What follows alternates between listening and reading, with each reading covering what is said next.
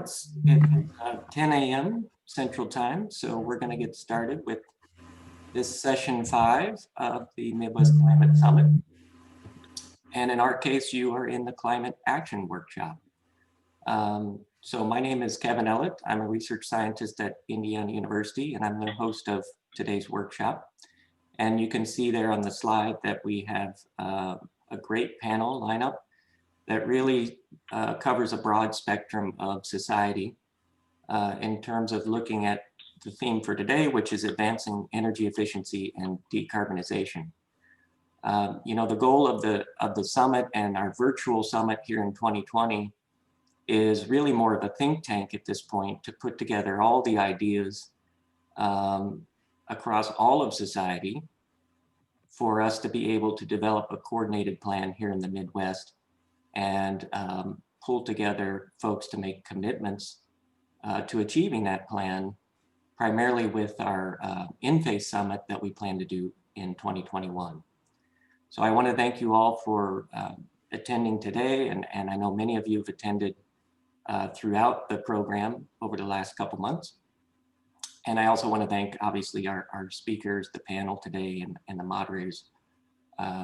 In the first part of our workshop today, you're going to get to hear from everyone there.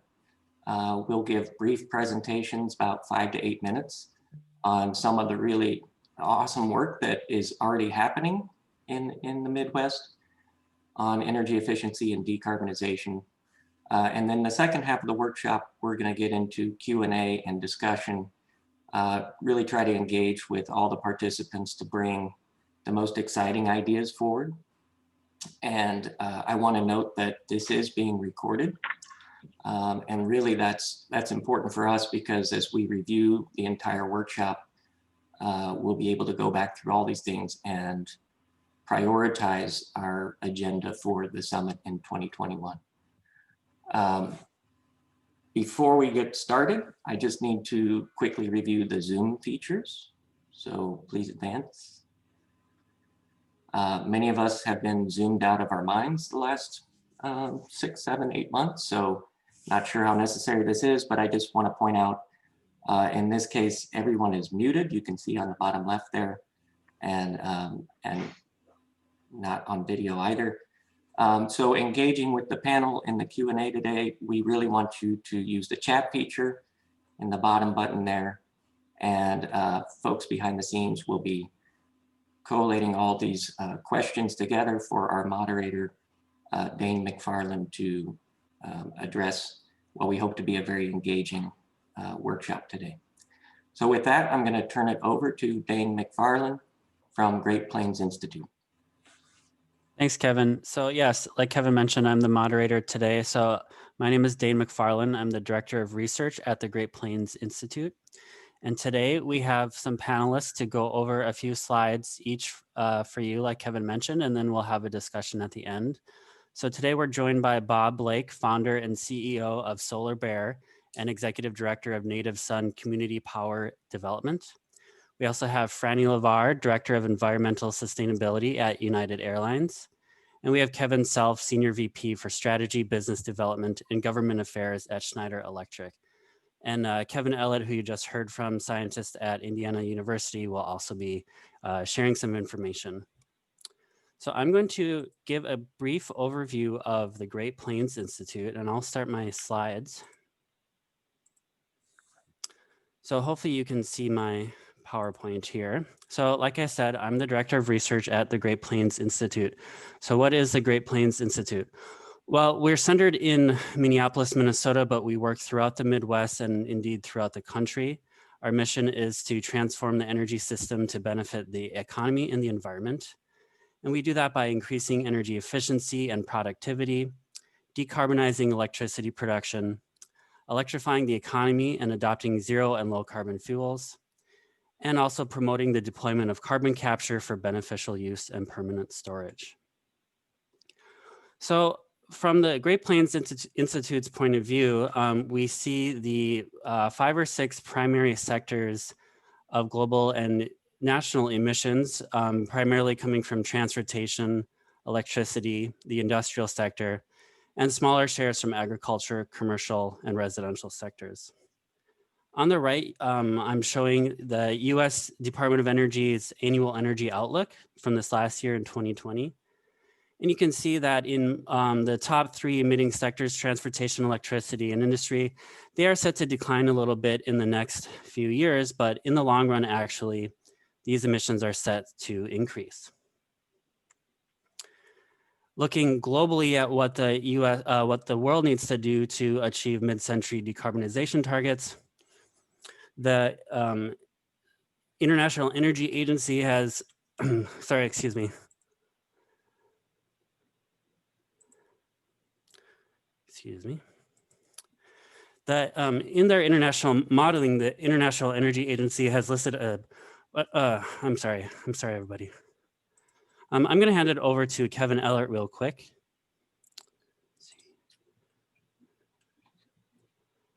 All right, go ahead, Kevin. Oops, okay. Sorry, technical difficulty there. So we'll get back to Dane on sort of the broader picture of the work GPI is doing. And he and I link on this carbon capture and storage stuff.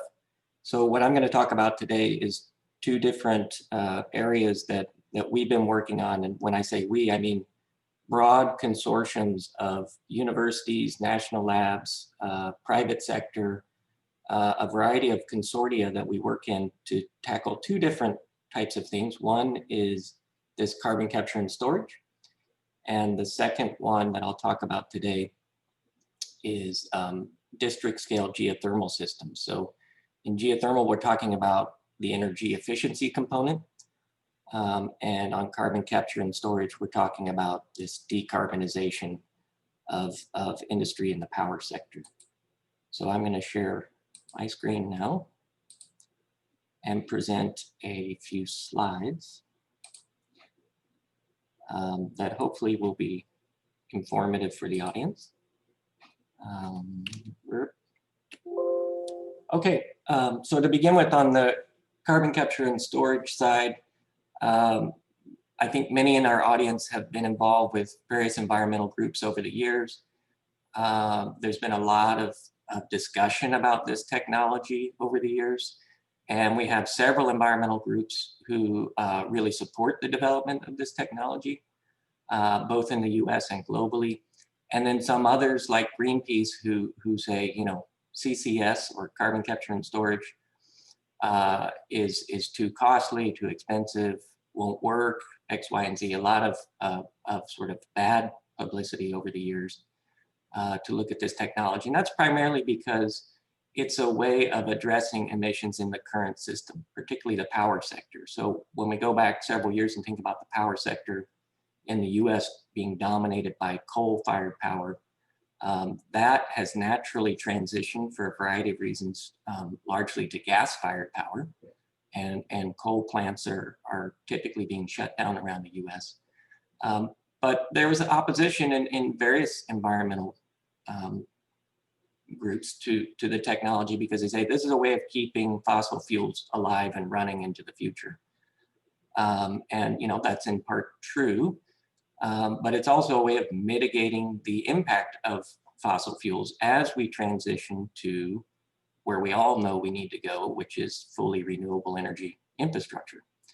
The issue we have with that is, you know, while we all support doubling down on renewable deployment, tripling, quadrupling, we actually need orders of magnitude more of that, and as soon as possible. So we know that we need all of that, but that transition is going to take decades in the US.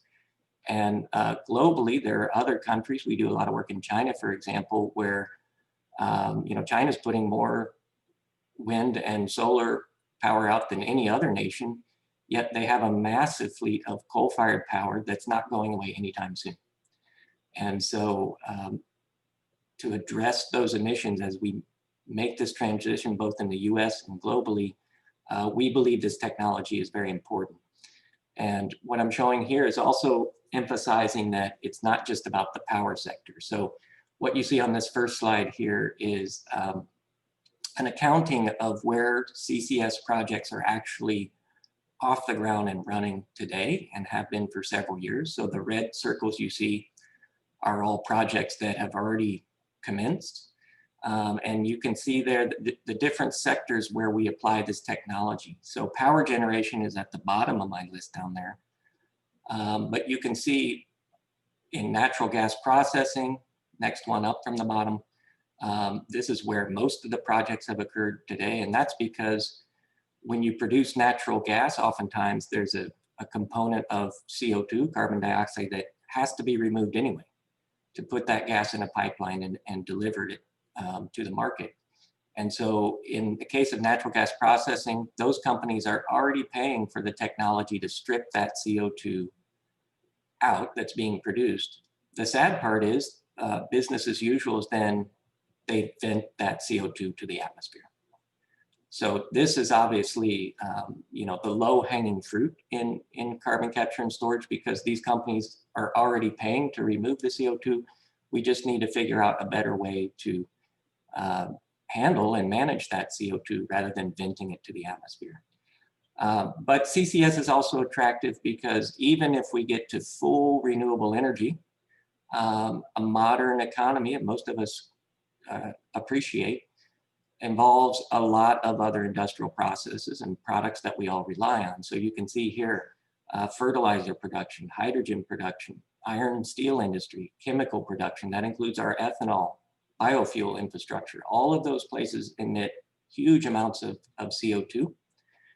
And so in order to tackle those carbon emissions, you're gonna have to use something like CCS technology. The renewable, even if we're 100% renewable power, is not going to be able to handle that. On the right side, I show you a map of what the status is. This is from the Global CCS Institute of tracking CCS projects around the world. And as I say up there, there's currently about 20 large-scale projects operating that are mitigating about 40 million tons of CO2 from the atmosphere at present. And you can see from the map that the United States is really leading the way in driving this technology. And now I want to focus on what we're doing in the Midwest. So I mentioned those consortia and partnerships.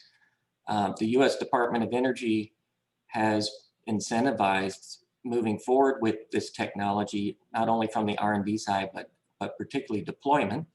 And they've set up several different partnerships around the nation to move things forward. And here in the Midwest, we've been leaders with a couple of these projects. So the first one is here in Decatur, Illinois. This is run by the Midwest Geological Sequestration Consortium, MGSC, that you can see up there. And what I wanted to point out here is from 2013 to 2016, we were all involved in a project that captured 1 million tons of CO2 from Archer Daniel Midland's ethanol plant in Decatur, Illinois, and successfully sequestered that carbon in the geologic formations under the site. That project was a great success in terms of demonstrating the technology here in the Midwest.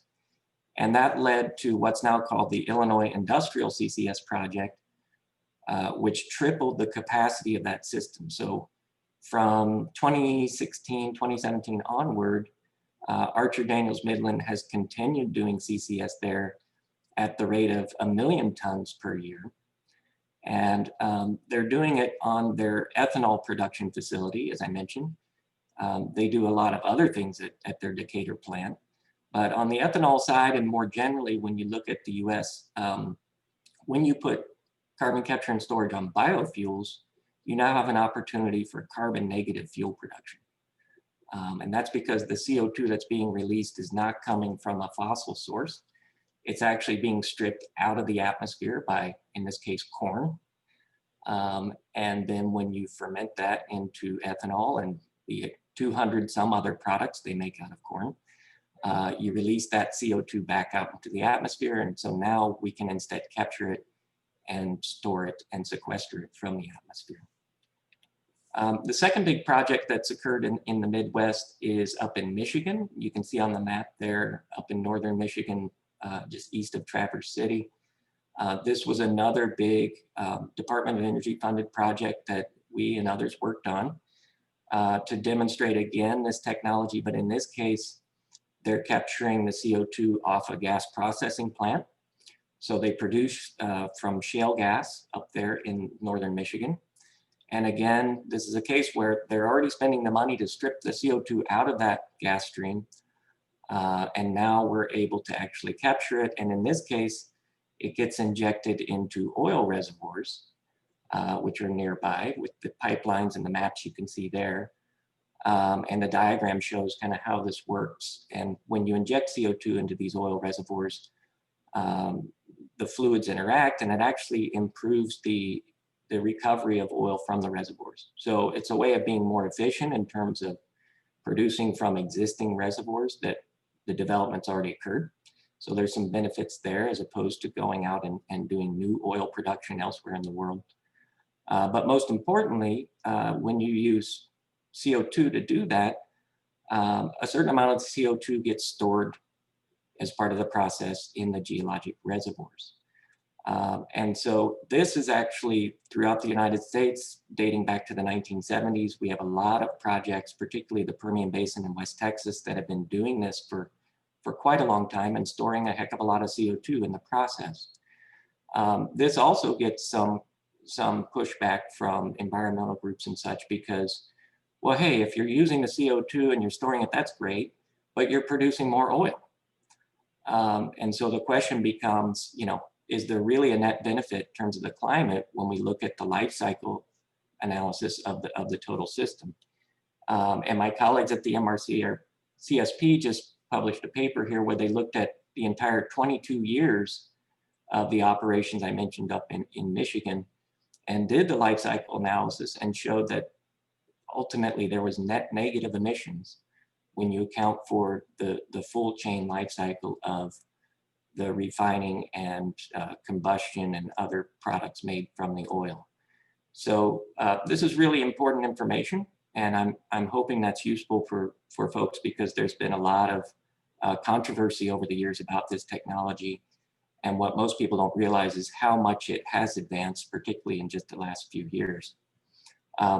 The final thing I'll say on CCS is that in 2018, a part of the US tax code known as the 45Q provision was actually updated to really incentivize advancing this kind of technology. So basically, for those of you who've been following along, you remember back in 2010, we had the Waxman-Markey bill that passed the House. It was sitting in the Senate. People thought cap and trade is coming in the United States. And it turned out for political reasons and elections and such, here we are a decade later and we never got a cap and trade system. And so this is the issue of if you don't value carbon from an economic standpoint, it's really hard to mitigate these emissions. So what 45Q tax code provision did was basically put a price on carbon. And it did it with the carrot rather than the stick. It gave a tax credit for any companies who can demonstrate that they're going to capture CO2 that would have been vented to the atmosphere and store that. And they get a tax credit in dollars per every ton they can demonstrate that they've safely stored underground. In the case of EOR, that's up to $35 per ton. And in the case of just direct geologic storage, that's $50 per ton of CO2. And so what that's doing now is shown here on the map on the right, where now it's not just a research venture and a technology demonstration. We have companies all over the US who are now seeing, hey, there's an economic advantage to managing our carbon. So there's basically pricing established now with this tax credit. And you can see on the map there, this is from the Clean Air Task Force. They've been tracking new project announcements that have been made since this 45Q change. And you can see a lot of projects, roughly 40 projects now popping up around the US so far. I know personally that there's at least 100 more or so not shown here that are all being talked about and worked on in terms of the early phase concept development. And in particular, you can see a whole lot of activity here in the Midwest centered on Illinois and also a large one in Indiana that we're working on. So this is really exciting. This is basically, a big piece of that all of the above strategy we need to get to where we're going. I'm going to wrap up with just one other exciting thing that I mentioned, which is geothermal systems. So most people, when they think of geothermal, they think of geothermal power production, which is a very high temperature energy resource. We have the largest geothermal power production system in the world out in the geysers in California. And throughout the Western US, we have many places with high temperature resources where geothermal power is plausible. Here in the Midwest, we don't have that. We have what we would call a low temperature geothermal resource, but what we can do is drill wells, as you see here, as to serve as heat exchange systems for building heating and cooling. And these have been done again for decades. There's places in Europe, Sweden, where residential homes, I think nearly half the homes have this kind of technology. So this is the most efficient technology we have today for building heating and cooling.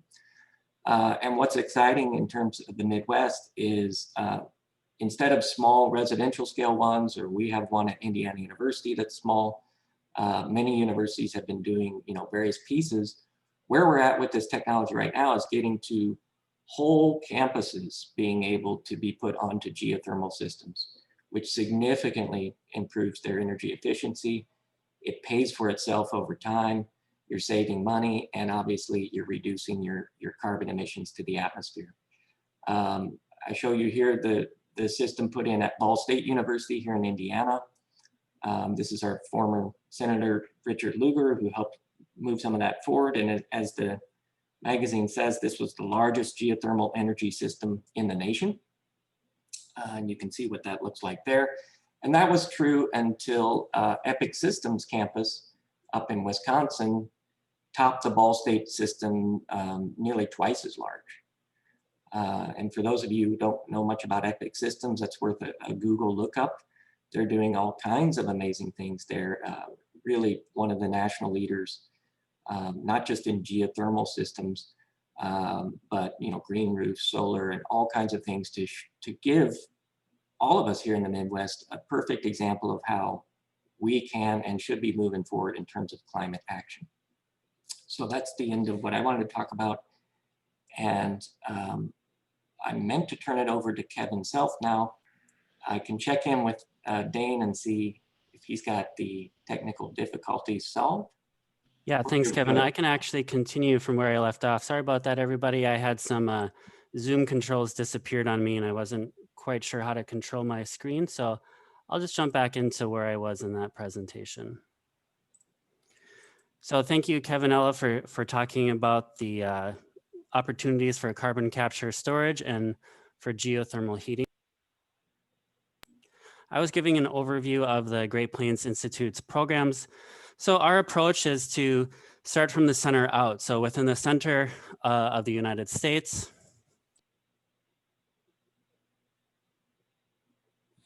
and to find nonpartisan solutions in that region to demonstrate the effectiveness and political feasibility of carbon reduction strategies for the whole country. So we have 4 programs at GPI: the electricity program, carbon management program, communities, and transportation and fuels. And through those 4 topic areas, we apply 2 general areas of methods. One is applied research and analysis, and the other is stakeholder convening and consensus facilitation. Connecting to the work that Kevin just showed, we do have a carbon management program. And in this management program, we have the Industrial Innovation Initiative, the Regional Carbon Capture Deployment Initiative, and the Carbon Capture Coalition. So looking a bit at global climate modeling, again, this curve here shows what you may be familiar with as a carbon budget, showing that in the next decade, if we do not start to decline our emissions very quickly, the rate of declination that we must take becomes steeper and steeper and steeper. So if we do not act within the next 5 to 10 years, we have such a steep reduction in our carbon budget that it will require actually negative emissions. And again, looking at the IPCC global modeling, the longer we delay, the more negative emissions we'll need. So on these graphs here, the yellow regions are from bioenergy with CCS, carbon capture retrofit of industrial and power facilities, and permanent carbon storage, which is what Kevin was talking about. And there are many industries that are difficult to decarbonize without just using renewable electricity. The industrial sector is one of them, heavy industry. There are a number of strategies for decarbonizing, such as material efficiency, electrification, bioenergy, improved performance, and switching out fuels such as the use of hydrogen and renewable fuels. But carbon capture really does remain one of the key strategies for reduction, especially in heavy industry. There are many manufacturing processes that release process emissions that can only be reduced through the use of carbon capture. And again, the International Energy Agency's global modeling shows here the amount that we need to ramp up carbon capture economy-wide by 2040 in order to meet these mid-century decarbonization goals. About 1 gigaton of CCS is required in 2040. And today, the whole world, we're at about only 36 million tons. So that's an entire order of magnitude or more, scaling up from 36 to 1,000 million tons of capture per year in the next 20 years. So as part of the GPI's Regional Carbon Capture Deployment Initiative, and as part of our Industrial Innovation Initiative, we've looked at industrial and power facilities throughout the nation to identify potential for carbon capture retrofit.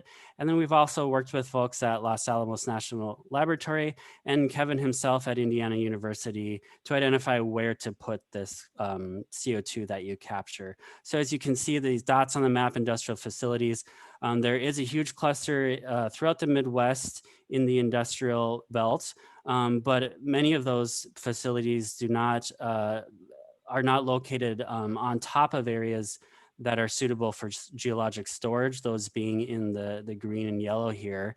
So you would need a transport infrastructure for that CO2 to be delivered to those locations of storage. In GPI's electricity program, we have a number of initiatives nationwide looking to decarbonize the power sector. The Mid-Continent Power Sector Collaborative is one of them, Mid-Continent Environmental and Energy Regulators, Mid-Continent States Energy Collaborative, and we've also worked on the Midwest Greenhouse Gas Accord. So we have quite a bit going on in the electric sector. We've produced a number of roadmaps to decarbonization through GPI convened stakeholder groups, which include members of industry, commercial entities and corporation, local governments, state governments, environmental groups, and citizen representative groups. We've convened these stakeholders to perform a modeling initiative through the Mid-Continent Power Sector Collaborative and have produced a number of roadmaps to decarbonization by mid-century, the first being in the electric sector. Last year, we released a roadmap on the transportation sector to electrify transportation. And then just this year, we're about to release a buildings sector decarbonization roadmap looking at energy efficiency, heating use, electricity use within buildings in the residential and commercial sector. We have a transportation program which is looking to build support for a clean fuels policy in the Midwest, kind of like the low carbon fuel standard in California. We seek to increase electric vehicle sales to at least 30% of all vehicle sales by 2030, while also supporting EV programs at electric utilities that would support residential ownership of electric vehicles and electric vehicle charging. As part of the clean fuel policy, we foster commercial development of low carbon transportation fuels, and we try to decrease the carbon intensity of existing low carbon fuels. And then finally, in working lands, agriculture and forestry, we collaborate in these sectors to establish management practices that preserve and enhance carbon sinks. So increasing soil carbon on farm fields and ensuring prime management of forest lands to maximize the storage of carbon there. We have a communities program that works more locally. It works in local communities throughout the Midwest. And the goal of that communities program is to ensure that equitable and inclusive action on clean energy, resilience, and climate mitigation become the norm for all Midwestern cities and communities. So we aim to put clean energy, climate mitigation, and resilience squarely on community to-do lists at the city or town level, and to support the leaders and institutional transformations necessary for long-lasting success in that area. So as an example of that community's work, Green Step Cities provides a framework and resources for cities to complete and track actions to help achieve sustainability goals. And while this is focused on communities, it's really across sectors within a local community. So buildings and lighting, land use and classification and zoning of land, transportation patterns and availability of next generation transportation infrastructure, environmental management, and equitable community development. One program that mixes topics between, let's say, the electricity program and the communities program is our work in renewable siting and development at GPI. So we're trying to document long-term market trends in wind and utility scale solar based on resource availability, technology trends, land use characteristics, demographic patterns, and utility resource plans. And the goal there is to develop local mapping and guidance materials and workshop content presenting foundational material for local decision-making on the siting and development of renewable energy. Quick snapshot of some of the work we do in the renewable siting space. This is just a map of Minnesota, but obviously this work applies throughout the Midwest and the country. On the left here, looking at our data on the solar resources in Minnesota, the lighter yellow being great areas for solar panels, and the darker areas being less suitable for solar panels, but here it's actually correlated to forest lands. And on the right there, NREL data on wind speed potential for generation of wind electricity, the purple and orange peach areas being much more suitable for wind power. And to make sure that that's done in an equitable and an environmentally friendly way, that you're siting solar panels and wind turbines where it does not impact local well-being and the economy, looking at the working lands, prime farmlands throughout Minnesota. In some cases, actually, solar installations can lead to better conservation and soil quality on these lands. But in other cases, you do want to protect production. And then equally important on the right, wildlife and habitat, making sure we're not disturbing highly sensitive areas for ecological security and biodiversity and habitat. So that's just a little snapshot of the work that GPI does. And sorry again about that loss of control before, but hopefully I have a better handle on Zoom now. And I'm going to stop sharing and hand it over to Kevin Selfs. Thank you. Thanks, Dane. Thanks, Kevin. Welcome to the event today, everybody. My name is Kevin Self. I'm the Senior Vice President of Strategy and Government Affairs for Schneider Electric. As you can see from this slide, we're about a $28 billion global company. Actually, we're 186 years old, started in France. We do business in over 152 countries. And as you can see, we're the leading energy and automation digital solutions company on the planet. We really have a mix of businesses, about 78% in energy management, 23% in industrial automation.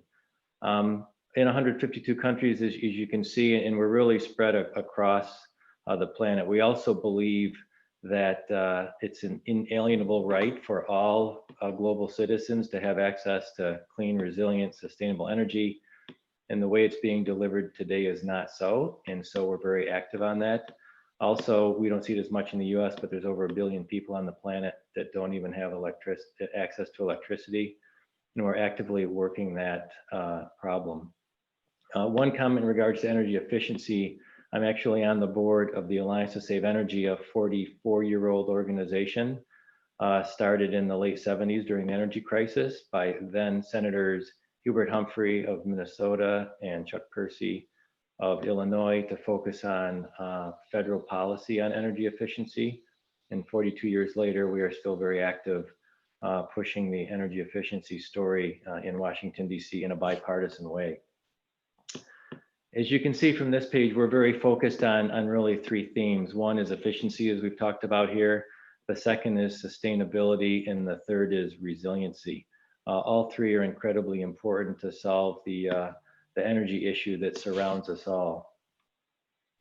And also last year, according to Lawrence Livermore, 68% of all energy in the US was wasted. And so we believe you need to decarbonize for sustainability, decentralize for resiliency, and digitize for hyper efficiency. Obviously, we're biased, but we believe that only a more electric world can allow for decarbonization. And we see an active path of electrifying both transportation, which I'll comment on in a moment, as well as the built environment. And especially with a new administration coming in January, the beliefs and the thoughts that the president-elect is talking about are very much aligned with how we see the world. What we've also done is launched a couple of joint ventures to help customers walk down this path. We call it Energy as a Service. In April of 2019, we started a joint venture with the Carlyle Group, a $200 billion Washington, D.C. based private equity fund. And their intent was, how do we own, operate, maintain more green infrastructure assets? The first deal we've identified and are working on with them is the redevelopment of JFK Terminal 1. So a $10 billion plus job. And any of you that have been through JFK over the last 10 years agree that it should have been rebuilt probably a decade or two ago. But once complete, it'll be the greenest, most sustainable airport in the US. Ultimately, there'll be 10 microgrids on site. Everything on the tarmac will be electric. And it's the intent, even as the planes come in to connect, they'll shut off their engines and connect onshore to then have access to clean energy. We've also done similar work with a different port, the Port of Long Beach, out in California, where we've electrified that port. And when the ships come in and are waiting to unload, we're also working to ensure that they're not burning the dirty fuel they're carrying, but access to clean electricity. The other joint venture we launched just this past September was called Green Structure, and it's with Huck Capital, which is a venture capital firm. When we launched Alpha Structure, we saw a huge demand for medium and small buildings that didn't warrant the size of Alpha Structure and those size of energy, but still had the desire and the demand. So Green Structure was launched, and as you can see on the right, it's zero capital costs. So up front, the customer is paying nothing. The assets are being owned by other entities, and you're just paying for energy as you use it. Our biggest example of this was Montgomery County, Maryland, where 2 years ago, we put in 2 microgrids, and now Montgomery County, Maryland, it's their central government services site, police, fire, jail for the county are now have 2 microgrids on site, solar on site, and so they're making use of more sustainable, more resilient, and even more cost-effective energy. A couple of examples. One is in Wisconsin, in Appleton, Wisconsin, the Bubolz Nature Preserve.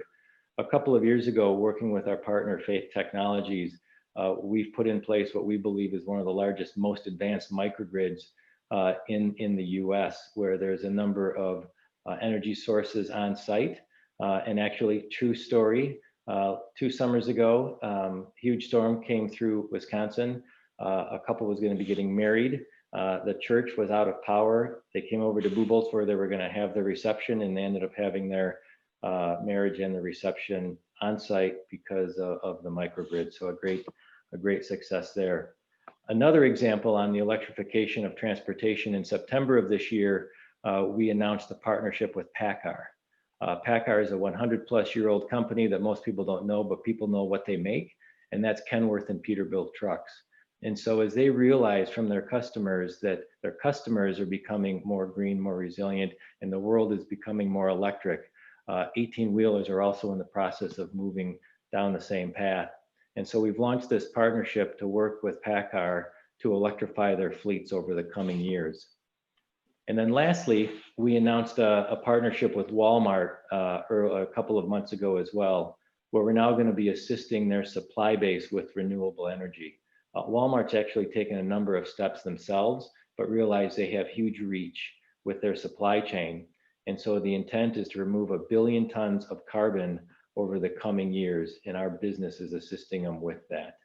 So with that, I'm complete, and I think I'm turning it over to Franny. Okay. Thank you, Kevin. Thanks, Kevin and Franny. Just a note, we are running a bit behind. I think we originally said 5 minutes each. And then Franny, we actually did get joined by Frank Oswald. So hand it off to Frank after you're done. Thank you. Oh, sure. Okay. I will be brief. Let me share my screen here.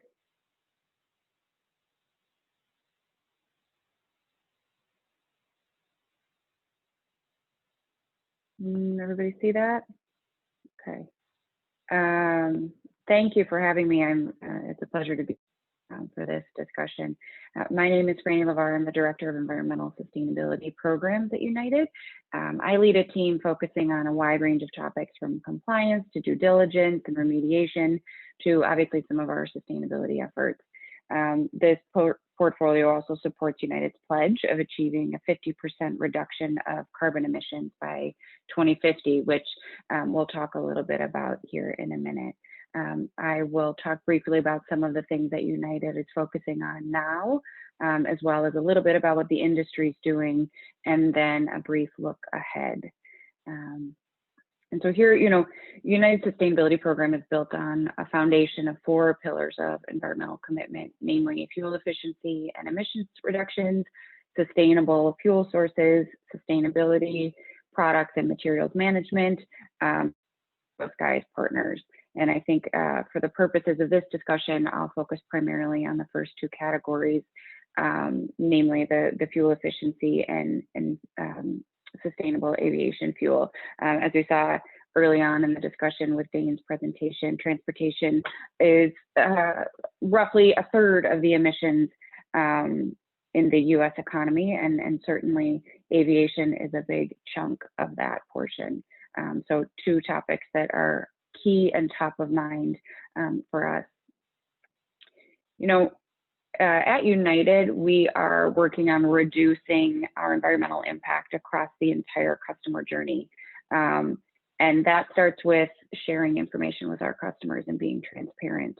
In an effort to be transparent, we've dedicated an EcoSkies page on our website that talks about some of the various commitments and initiatives we have to sustainability. The intent here is that folks who are looking for a partner to fly with or might be interested in flying with us and prioritize environmental responsibility can really evaluate what it is that we are doing here. And then certainly as you start the booking process, you have the option of selecting flights with a smaller footprint like those that are nonstop, or even purchasing offsets to offset your travel journey anytime after you've booked with us. And then, if we talk briefly about sort of in the airport and the airport experience, United is focusing on partnering with airport authorities to occupy LEED certified spaces and facilitate improved recycling and waste minimization efforts. Many of our clubs are actually green certified via a third party or public entity like Audubon or the city of Denver I was in a conversation with the other day. And then finally, certainly, and last but not least, if we focus on the flight experience, there's any number of areas that we really need to hone in on when we're talking about sustainability. Admittedly here, I'll note that in the current state of affairs, this is a bit challenging for us. While we are promoting recycling on board and using sustainable products, there is admittedly an uptick in single-use plastics use and things like that because of the need to follow health and safety protocols during the pandemic in order to keep our passengers safe. But certainly, as I mentioned, a significant focus for us is on the fuel efficiency and the use of sustainable aviation fuel or SAF. Here's a good visual I like to share when we're talking about the topic of fuel efficiency. It's worth mentioning that one of the ways efficiency is realized is through innovation and technological advancements. You can see here quite an extreme example of this. We have 2 types of aircraft that would have made the same journey from New York to San Francisco. However, in 1933, a Boeing 247 would have carried about 10 passengers. It would have made 15 stops totaling 20 hours of flight time and would have used roughly 188 gallons of jet fuel per passenger. Today, that same trip can be made using a Boeing 777 and conducted in 6 hours via nonstop flight, carrying 266 plus passengers and burning roughly 35 gallons per passenger. So obviously adopting advancements in technology clearly not only makes good business sense because it's cheaper for the company, it costs less for fuel, and obviously then for the passengers, it's also more sustainable. This image alone is a good representation that we've effectively been working on sustainability before it was even a word. And for those that may be unfamiliar with the topic of sustainable aviation fuel, or SAF again, or the logic behind it, here's a brief example that's often displayed throughout the aviation industry. Today, we rely primarily on petroleum-based fuels, which obviously draws hydrocarbons from the ground, releases CO2 as they're combusted, with additional CO2 produced by the supply chain. SAF, or biofuels, also produce CO2, of course, and when they also emit, obviously, when those fuels are combusted. But the difference here is that they are created by growing a feedstock, as one example, which literally sucks the CO2 out of the atmosphere, greatly reducing the emissions over the entire life cycle.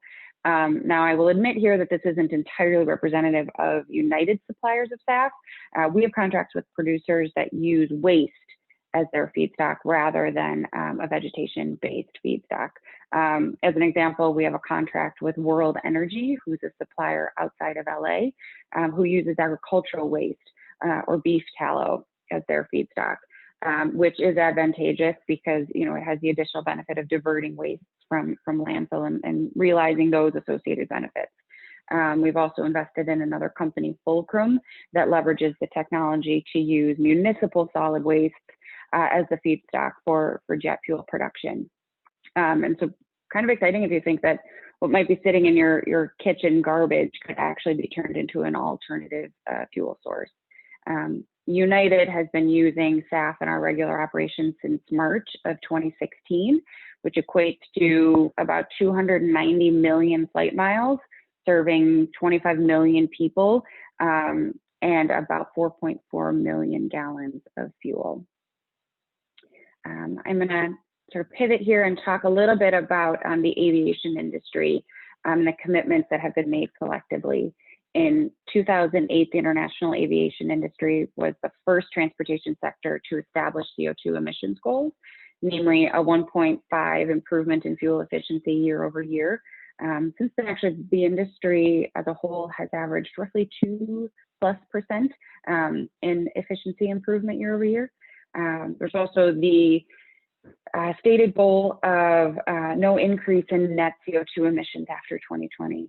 I will say that given the downturn this year, this is a little bit complex. And so there's currently conversations being had in the industry as to how to address this and still meet the spirit of the commitment. And then finally, and maybe most notably, there was a collective commitment to reducing by 50% CO2 emissions by 2050.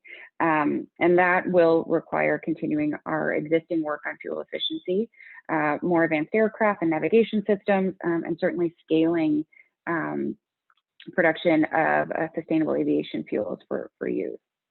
How is United working to meet those commitments? United was actually the first airline to make the pledge to reduce our emissions by 50% by 2050. That equates to a goal of 21 metric tons. And achieving that is the equivalent of removing about 4.5 million cars from the road, or all of the cars from LA and New York City combined. I will note here that given the downturn again of flying this year, we actually will surpass this goal in 2020, just a mere 30 years ahead of what we anticipated. Obviously, that's short-lived and isn't expected to continue in the long run, but just sort of an interesting tidbit here. And then as far as sort of what lies ahead, I wanted to take a minute to talk about, sort of what the future might hold. In October of 2019, we made a pledge of $40 million to decarbonize commercial aviation, This pledge is only the latest investment announcement. It wasn't the first, and it certainly won't be the last. Travel in whatever mode you choose is a personal choice, right? It's about connecting people and building relationships. And so we need to be able to travel. We need to be able to do that with pride. And as an airline, we have a responsibility to be good stewards of the planet. And the question is, how can we address emissions resulting from travel, specifically aviation? And that answer comes through the education about various pathways to decarbonize, more importantly, in the investments to commercialize viable clean energy solutions. And while we're in a challenging time now, particularly for the aviation industry, it's also an opportunity to sort of rebuild the manner in which we focus on sustainability and doing the right thing. And our CEO, fortunately, is not one to shy away from making statements like that publicly. Here's a quote from Scott when he was our then president. He's since sort of taken the reins as CEO in May of this year. And he is absolutely a champion for sustainability. And so, again, despite sort of the rough patch that we've had this year, I'm really excited about the future and what we can accomplish, knowing that we have support from the very top of our organization. And so with that, I will hand it over, I believe, to Frank. Yep, that's right. So Frank Oswald is the building commissioner for the city of St. Louis. Do we have you on, Frank?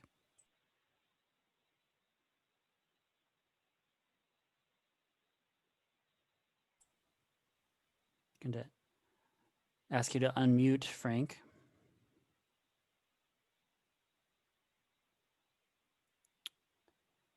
Well, maybe while Frank's working on his mute button, we can go to our final presenter, Bob Blake, founder and CEO of Solar Bear and executive director of Native Sun Community Power Development. Do we have you on, Bob?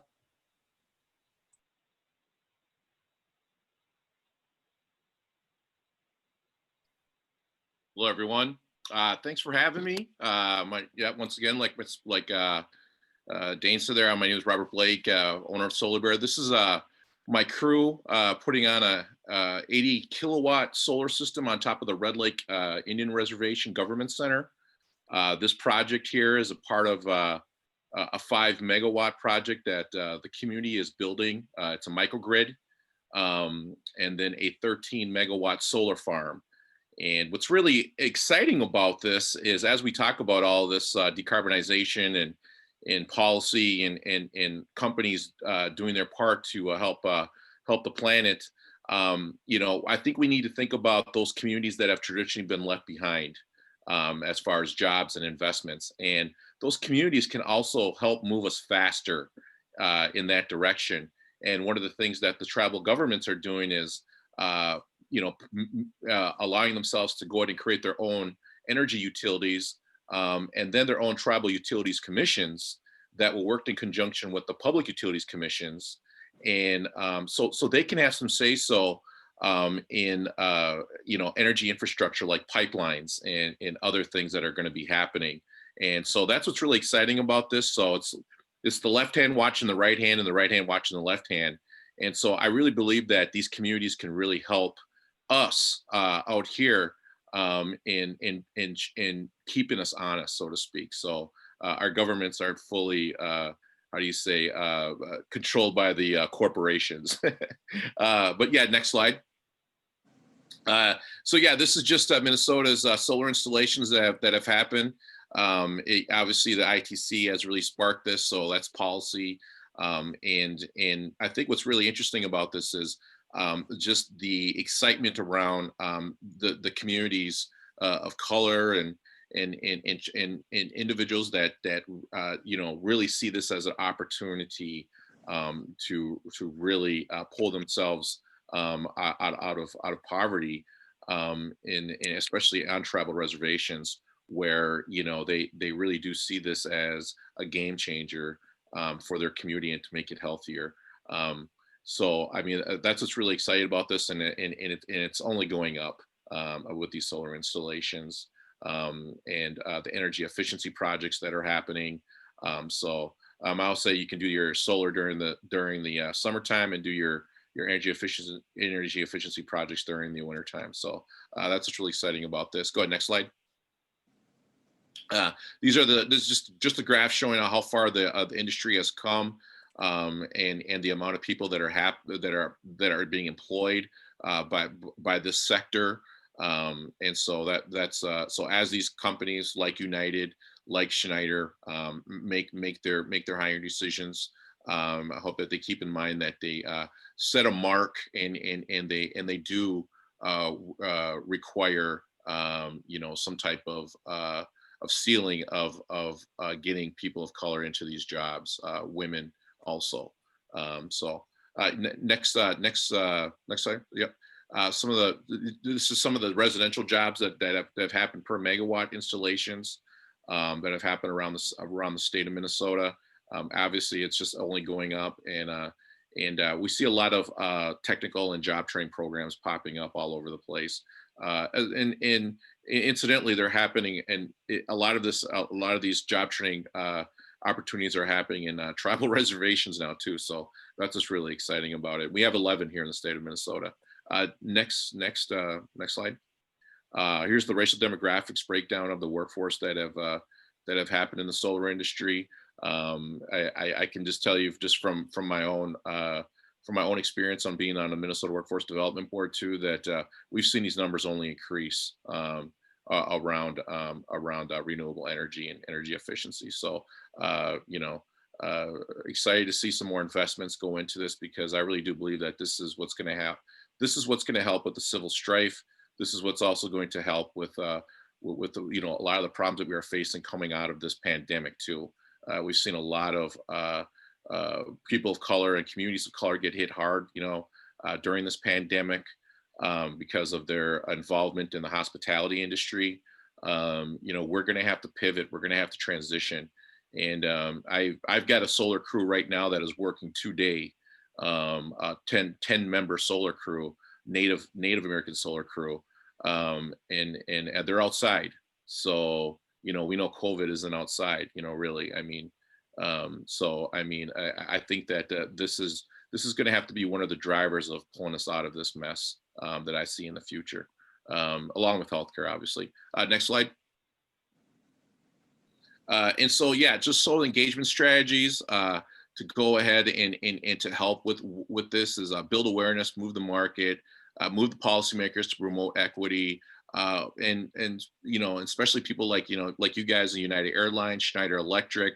We're really going to need you guys. You guys are going to be the big employers, and you're really going to be able to help communities of color jump to the next level. And so I hope that you talk to your leaders and do hiring that would really help these communities that have just been rocked by this pandemic, and what's happening currently right now around the country. Training program accessible to community solar arrays. These are just all exciting things that are happening around this. One of the things that I was able to do was put together a program with the Department of Corrections at the Willow River Correctional Facility, where we were training inmates on how to do solar installations. So the idea here was to fight climate change with mass incarceration, fight mass incarceration with climate change.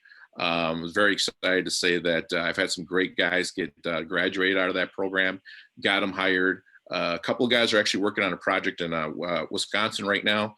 But they've told me, that it's changed their life.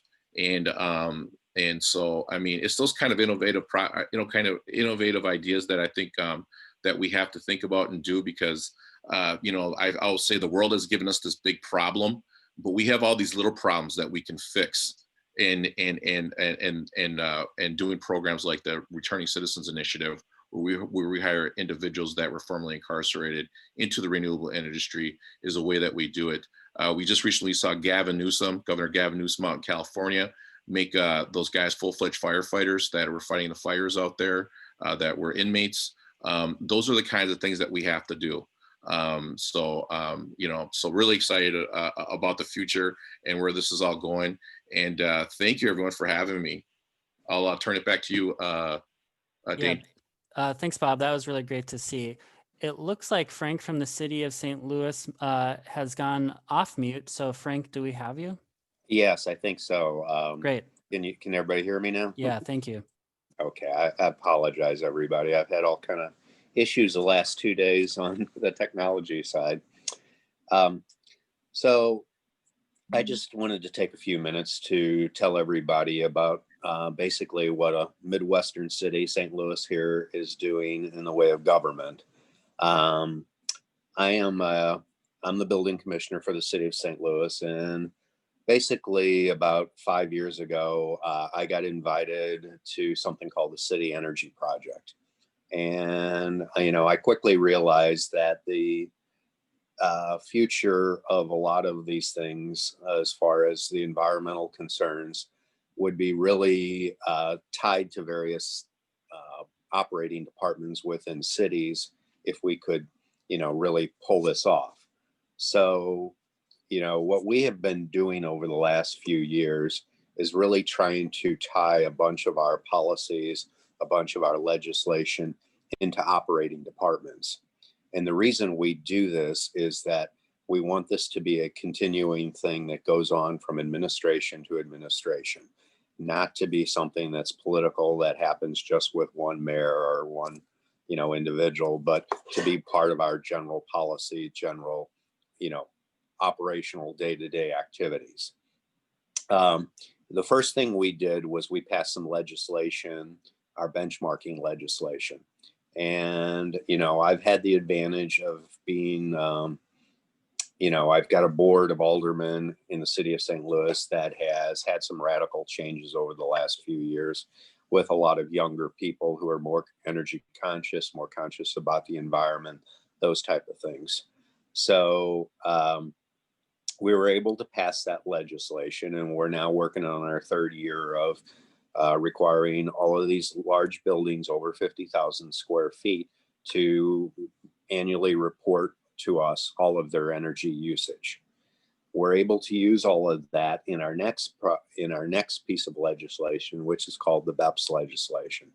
And under the BEPS legislation, we actually, and BEPS stands for Building Energy Improvement Board.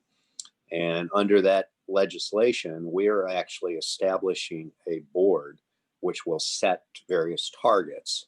And these targets are for the various use groups, the various types of buildings that fall into our cities. Again, these are the 50,000 square feet and larger buildings, and what their goals should be for achieving the energy, as far as using energy. This will require them to then go ahead and have to, do updates if necessary, and we want to incentivize this as well through various programs with our local Ameren and various other type of groups that offer incentives to, to companies in the city of St. Louis here or in our region. What's really important here is that, the Board of Aldermen has passed this legislation, and we've actually funded a group of 4 people now who are going to be our folks who oversee this. Now, to date, because of the COVID problem, we have not been able to fill all these positions because the city has a hiring freeze because of obvious reasons. We're not receiving the revenue we generally receive, et cetera, et cetera. But we have the legislation, we have the budget, and we're going to be funding these positions soon. I do have one person who does oversee the whole process for us, but the objective here is to basically have a staff of 4 people. We have our 9-member board already set up. We have been actively meeting. We're discussing all the rules and regulations of the board, and we will be setting these various targets by May of next year. They have to be set according to the legislation. So we're very involved in getting this done. And, the exciting thing for me is, in the city of St. Louis, I oversee, we roughly have 9 various boards. And, these boards are all tied to various building codes, such as plumbing codes and electrical and all that kind of stuff. And oftentimes it's difficult to find members of the community to fill all these positions. Well, this board has been very unique in that we have had, probably at least 20 outstanding candidates who wanted to be on the board. these are people who are in the field, who really understand this stuff, and really have a commitment to it. So it's a great board. There's a lot of energy on it. There's it's a very diverse board. I think we have five females on there, 3 African Americans. It's a wonderful board that is really made up of a group of different people who are all really committed and interested. The other thing I wanted to kind of mention to you guys is that, beside just doing that stuff, the city of St. Louis has decided that we're going to do some other things. One of the important things that I think we've done is that we passed the 2018 version of the International Building Code. Now, while a lot of cities are on the 2015 and things like that, there's usually a lot of modifications due to home builders, due to special interest. I think we were the first city in the country to actually pass this legislation with no modifications. This was really, or very little modifications, I should say. Our Sierra Club, was on board with us, and and although we did get a lot of fight back from various home builder associations and things like that, we did manage to pass it. It has been working now for a little over a year, and we require all sorts of things that we never required previously. In addition to that, we've recently passed a solar ready legislation, which requires all of these any new homes or any level 3 building building modifications or changes to be solar ready, so that while at the time that somebody is actually building or doing all the construction work, that they go ahead and essentially drop PVC tubes from the roof down, so that somebody could go ahead and establish and put in solar power at a later time without having to do all of the cutting and all of those type of things.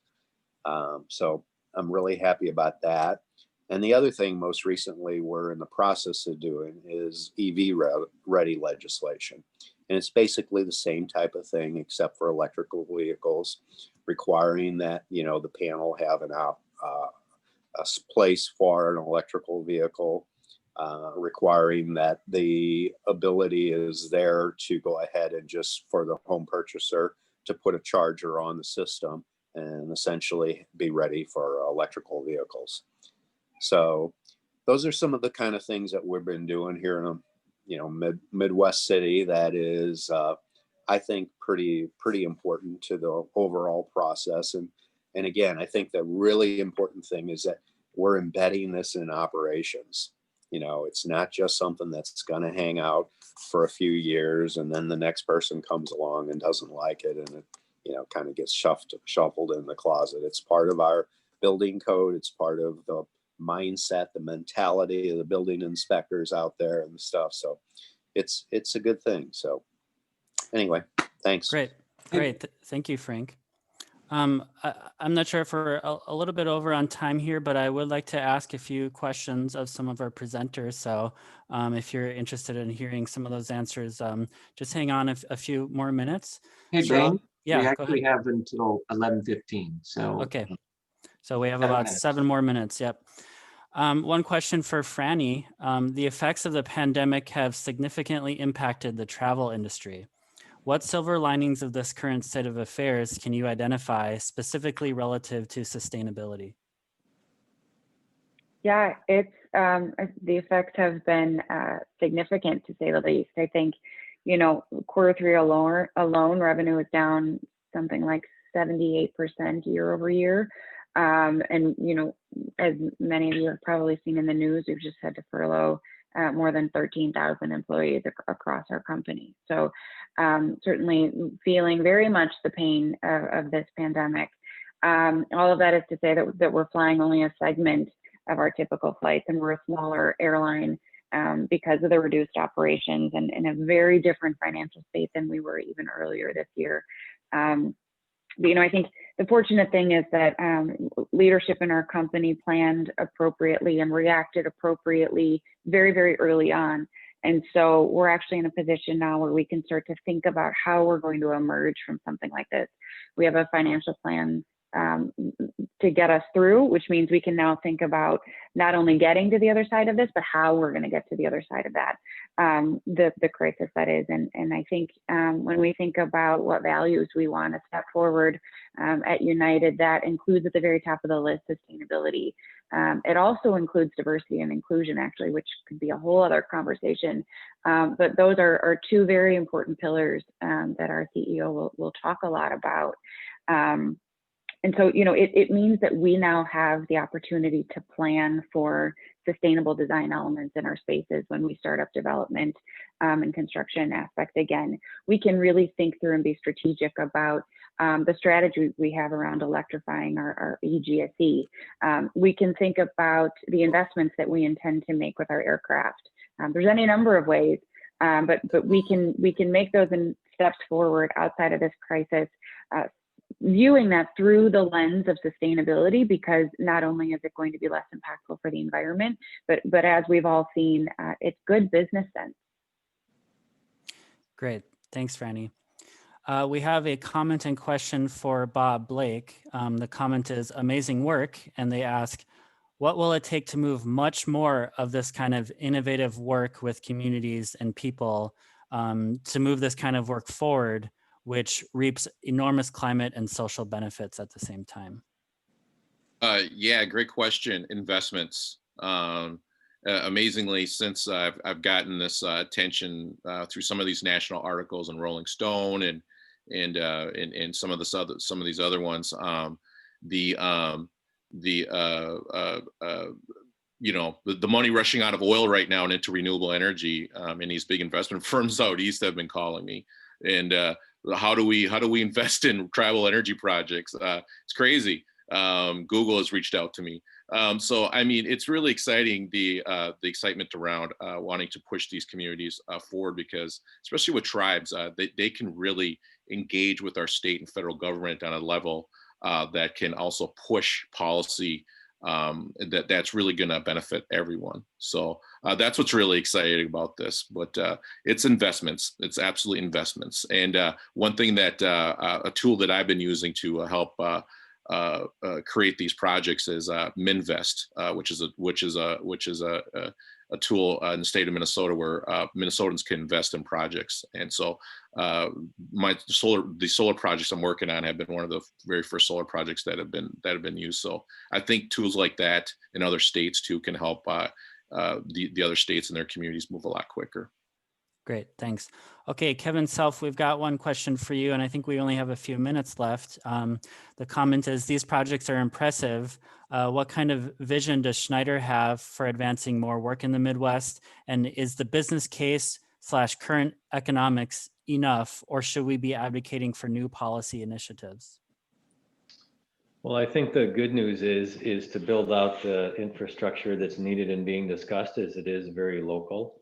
To what Robert's saying, it's difficult to install solar panels from some location hundreds of miles away. It's sort of on the ground on site. Obviously, we highlighted one of the opportunities we're pursuing or did pursue with Boo Bolts. Also, what we're seeing is just with this growth of electrification of transportation and the Midwest being, specifically Michigan, being the center of the automotive industry, we see huge opportunity. And yesterday, General Motors announced, 30 plus EV brands out on the market by 2025, and an incremental $7 billion of investment going into electric vehicles. So we see it absolutely happening across the U.S. And we see the Midwest being, one of those big places where we're looking to further invest. Great, thanks. There's a question for me about Great Plains Institute. How can we as private citizens be able to engage with GPI on the various projects and initiatives that you presented?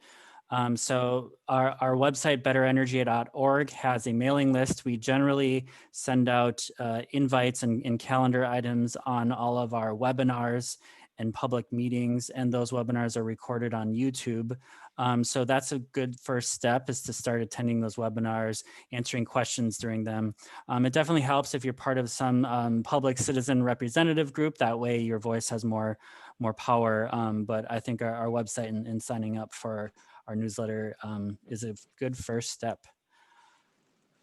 Well, I think we're at about time. I know we can go a minute or two over, but I want to respect everybody's time, and thanks everybody for viewing the panel today, and especially thanks to the panelists. I think we got a good snapshot of activities in the private sector, activities with local communities and tribal communities, as well as the science, the geology and technology required for some of these carbon solutions. So I think this was a great panel today.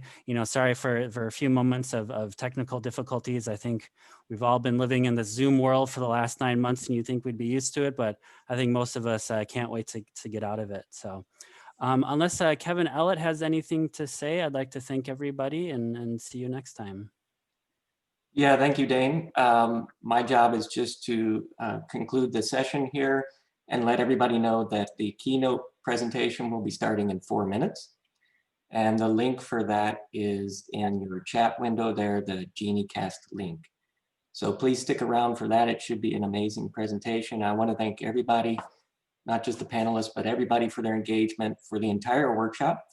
And please note that we are pulling all of this together as the committee members to help guide that summit for next year. So stay engaged, and we'll hope to have Franny and Kevin and Bob and Dane, all these folks back to work with us next year to help drive this forward and make real commitments, make things happen. So thank you again, and please tune in to the plenary session.